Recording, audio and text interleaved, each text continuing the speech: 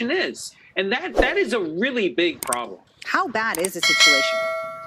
Hello guys, welcome back to my YouTube channel. By the way, my name is Sherr and God bless everyone and see you on time. At bago ka pa lang sa aking YouTube channel, don't forget to subscribe, like, and share at pakiclick na rin din sa notification bell para lagi kang updated sa aking mga video.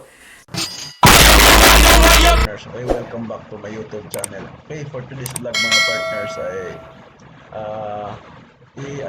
pag-aralan natin kung bakit nawala ang signal ng Facebook. Okay, so base dito sa report, breaking news po to mga partners. Okay, international report. Hindi lang tayo, okay, or hindi lang ikaw ang nagkakaproblema partners. Okay, so we'll see. Facebook and its Instagram and WhatsApp services have been hit by widespread outages. So, ayan, social media outage, no? Facebook, hindi lang pala Facebook, okay? WhatsApp, Instagram, service down. Okay, so bakit nga ba nangyari yan? Okay, kasi kanina, alauna yata ng madaling araw yun, hindi na ako mapakali, hindi na ako makatulog, hindi na nawala, nag-shutdown yung aking connection. So, kung ano na lang ginawa ko dito sa aking laptop, tapos dun sa aking modem, sabi ko, anong nangyari? Okay, so, ito pala.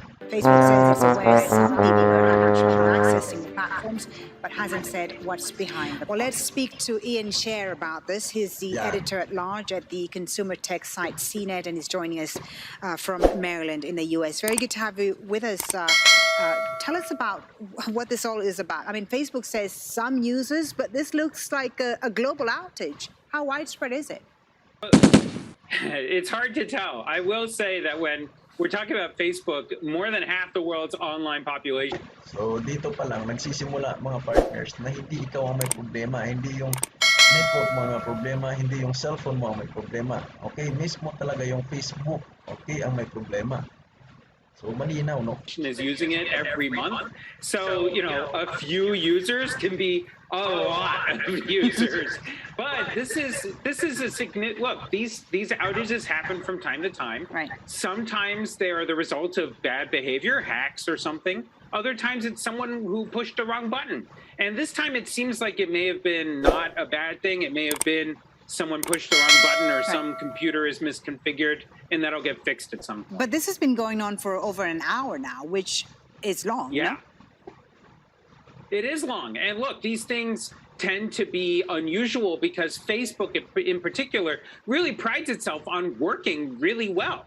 You know, over the last, I'd say 5-10 years, we've seen Google, Apple, Facebook, Amazon, all of them have been relatively stable. Before that, it was pretty normal for the internet to kind of go in and out and some websites not to work. You can look up the... Yeah, so ang tanong nito mga partners, kailan ito babalik? Yeah, katulad natin yung mga online entrepreneur tayo di ba?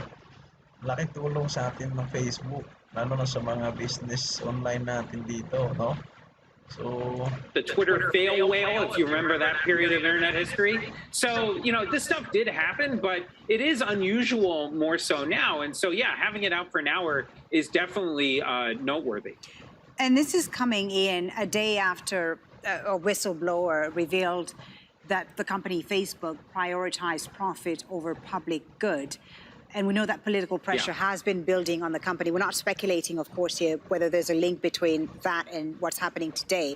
But I'm wondering, you know, with all this bad publicity right now for Facebook and this political pressure, can the company withstand all this bad pressure and bad publicity? What do they have to do to change things around? Yeah, I mean, look, I think that they are under really a lot of pressure from all over the place, right? Not just their critics and people like me in Silicon Valley, but also you've got the regulators in Washington, all over the world. And look, it's very clear that Facebook needs to really reckon with what they have done, both in terms of actually allowing bad behavior to continue happening on their platform and how they haven't been honest and forthright with you and me and everybody else about how bad the situation is. And that is a really big problem. How bad is the situation? Yan, mismo sa screen, no? Facebook has announced on Twitter it is aware of the outage. It is working on the problem. Malaking problema to, mga partners. Exactly how far the U.S. Wala na to. Manalangin na lang tayo nito mga partners na magiging okay si Facebook kasi sigurado pag ito mawala si Facebook, sabog ng ating mga business, ano natin dito, partner, no? At balik naman tayo dito sa SMS. So, yun lang siguro muna mga partners dahil hanggang ngayon di ako nakakatulog at the same time mga siguro mga leaders ko dito no sa Fulgent may possible na hindi pa rin nila ako makontak at hindi ko na rin na-update ang aming mga social media platform sa Fulgent. Okay, at the same time hindi lang sa Fulgent kundi sa aking din mga personal no, na mga transaction. At yun lang, dito muna tayo magtatapos mga partners. Maraming salamat sa inyong panonood.